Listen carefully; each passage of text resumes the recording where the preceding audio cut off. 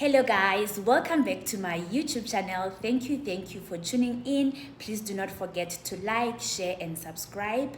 So today is yet another weekend. Remember our weekends they start from Friday. So I'm going out with my friends from Ethiopia, Sudan. So they are going to the resort. They invited me to come. So yeah, that's why I am dressed the way that I'm dressed, because it's very open there. It's a private space, so you can dress comfortably. And of course, I put on my abaya because I still have to walk to the car and look presentable. So yeah, it's a long dress, but it shows this, and this is not allowed in Saudi. So yeah, I saw someone ask this question on Facebook. They were asking, like, is it even worth it to go to work abroad? What did you guys achieve while working abroad? So I'm just gonna talk about myself. And yeah, I saw people share their different experiences. Some spoke about losing your identity, mental health problems, and the workload, missing home. There are people who said some positive things, and there are also some people who said negative things. This was in South Africans in China group. So I just thought, let me just talk about myself, my own experience while working abroad. So for some people it has been good, for some people it has been a roller coaster, and for some people it's like, this is something I'll never do again. So yeah, I have been outside my home country, which is South Africa, since 2016. I remember I left on the 1st of January. I remember we did Happy New Year, and in the morning there I was at the airport going to Thailand. It was my first time flying abroad. Of course, I was very nervous. I was very scared. Yeah, so I went to Thailand that time. These ESL opportunities were not so popular amongst black people. It was mostly white people. Yeah, there were black people that were there, but they were not as popular as they are now. So I think in our group it was just me and one African girl or one black girl, and the rest of the people were white people. So that's why I'm mentioning this. So yeah, so I have worked in Thailand for a year and a half. I worked in China for 3 years, and I have worked in Korea for 2 years and a half. I'm now in Saudi Arabia, so I have been away since 2016. I'll just go home and visit, and there was a time I got stuck in South Africa because of COVID. Yeah, stuff like that. So I'm trying to make this video as fast as possible, because they might call me anytime from now to say, hey, we are outside while I'm filming. So I'm gonna make a lot of errors. Please pardon me. Okay, so for me, working abroad, first of all, it has opened my mind. When you're in South Africa, you think you know it all. But when you start traveling abroad, you realize, actually, you know what? The world has a lot to offer. I don't know so much. So it opened my mind. It opened a lot of things. And I think now I'm also more of a better person, because I have been through so much in this traveling abroad. Racism, not being wanted by parents simply because you are black, and being treated somehow, and you feel it just because you are African and you are black. So it helped me to grow a thicker skin. I think right now I can face anything. If you do something racist to me, I won't even cry. I'll be like, and so forth and so forth. I'll be like, likewise, that's how you guys are. So I ignore racist stuff so much. I don't care about them. I just told myself, as long as you don't mess up with my salary, or you don't mess around with my salary, you can do your racist whatever. It has nothing to do with me. So I have a thicker skin. I am more open-minded.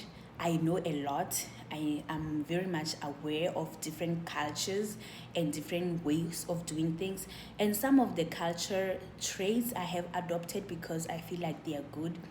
Like, I love to share these days. I'm more kinder, I'm more friendlier. So I think when I was in South Africa, I was more about myself. I care more about people. So it's a lot. I love to share. You know, I used to be stingy with my stuff. Like, don't come for my stuff. So now I'm more sharing. Yeah, I feel good about myself. It has made me a better person. I know for some people it has been the worst horrible experience. And yeah, on the other side, on the financial side, I have managed to buy two properties. I think I've mentioned this in a lot of my videos. I have two properties, one in Pretoria. I actually bought that one for cash. I'm renting it out. It's rented out by the Nigerian nationalities. They pay me every month, so I'm managing that one by myself, and my sister is helping me there and there. And also I managed to buy another property, but this one was on mortgage. It is close to Mall of Africa, and I'm in a process of trying to get myself a car, for business reasons, because I want it to be an Uber and also transport school children, like in the morning and in the afternoon. And when it's not that time, it will be an Uber. So I'm planning to get a car, a 7-seater car. I've never had a car myself.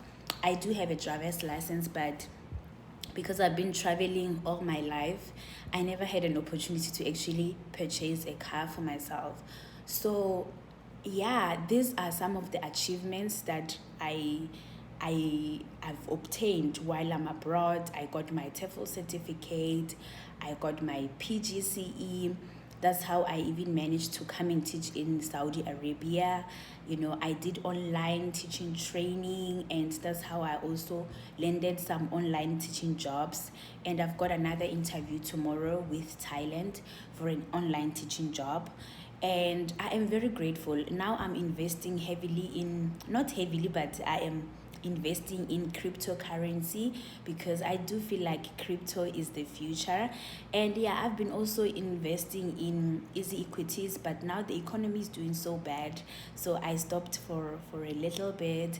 I want to renovate one of my properties so that I can charge more rent. So for me, financially it made sense, even though I have missed out on a lot. I've spent literally my youth abroad. From 25 years old, I'm going to be 33 in October. So yeah, now it's questions of when are you getting married, when are you having kids. And I feel like if I was in South Africa, maybe I would have already had a kid, or I would have already gotten married. But because, you know, I'll be in a relationship and now I have to move to another country, or my partner at the time has to move to another country. So I've been in good relationships as well. So yeah, but I've been losing because now they are from different countries. I'm also from a different country. We have different career paths. We'll try to make it work, but you know, long distances and you know, the uncertainty of future comes into the way. So now I feel like, you know what, Lebu, you need to get yourself a husband, you need to get yourself a baby. I feel like I'm in that stage, and yeah, there are things that I've missed about home, like my nieces and nephews. When they, like, I missed a lot of things. You know, I have my two nephews that I haven't met at the moment, because I'm a rolling stone. I'm traveling. I just know they are there, but I haven't met them. So I've missed on a lot as well in South Africa, like spending more time with my parents. By God's grace, my parents are still alive. But yeah, when COVID happened, I did spend time with them, which was good. So yeah, spending time. I feel like also I denied them myself, because I'm always away. I'm always outside the country. When I see them, I'll see them maybe for a few days, because I have to see other people as well. I have many things to do when I get to South Africa. Normally